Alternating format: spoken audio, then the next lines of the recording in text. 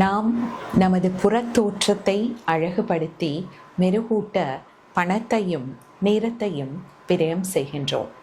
அதுபோலவே எமது மனதை அழகுபடுத்தி தூய்மைப்படுத்தி வாழ்க்கையில் வருகின்ற சவால்களை சந்திப்பதற்கு தயார்படுத்துவது எப்படி என்று எமது ஆன்மீக நூல்களில் குறிப்பிட்டிருப்பதை பார்ப்போம்.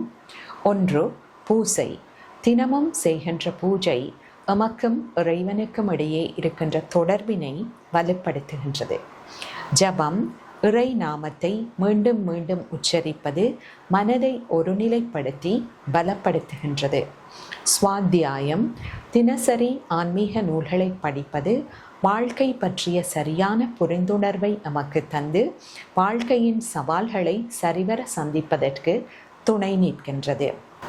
சத்சங்கம், மேம்பட்ட மனிதர்களுடைய கூட்டுறவு எமது சிந்தனைகளை உயர்நிலையில் வைத்திருப்பதற்கு உதவுகின்றது.